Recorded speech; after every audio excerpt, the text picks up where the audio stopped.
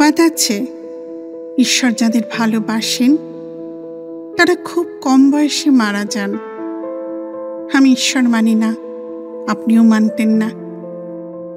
ওইটুকু তো ছেলে আপনি, একটা থাপ্পড় খেলে উঠে দাঁড়াবার জোর ছিল না গায়ে।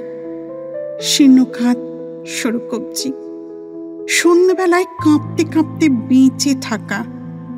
যাদবপুরের বেডে যখন আপনি শুয়ে, তখন সারা ইউরোপ কমিউনিজমের ভূত দেখছে।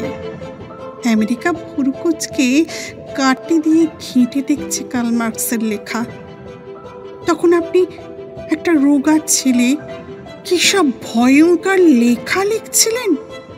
ভয় করতো না? বেয়োনেট দূরের কথা, পুলিশ আপনার কলার ধরে মরা বেড়ালের মতো ডাস্টবিনে ফেলে দিলে আপনি কি করতেন? ওই তো আপনার ফুসফুস, ওই তো আপনার শরীর। গোটা শরীরের মধ্যে জুলজুল করত চোখ। কি অপূর্ব দুটো চোখ! একটা চোখে শ্রাবণ, একটা চোখে কিউবার মতো রাগ। আমি দেখতে পাই দুটো শীর্ণ হাত আপনি এগিয়ে দিচ্ছেন। একটা হাত প্রিয়তমাশুর দিকে, একটা হাত চে গুয়েভারার পিঠে। যেন আপনি আছি একটা সাইকেলে চেপে বেরিয়ে পড়েছেন।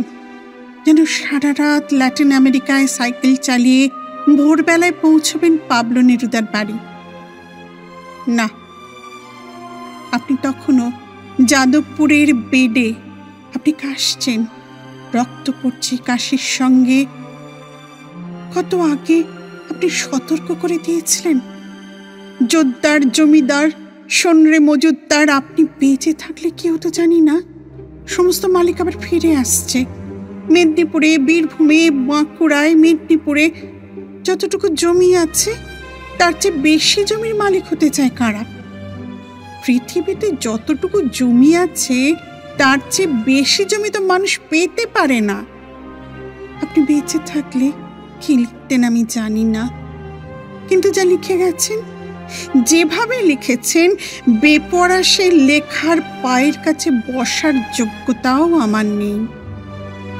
একটা বিপজ্জনক লাইন লিখে ভয়ে মরি, বারবার কেটে, শিল্প দিয়ে ধুয়ে, জামা জুতো পরিয়ে তবে ছাপতে দিই।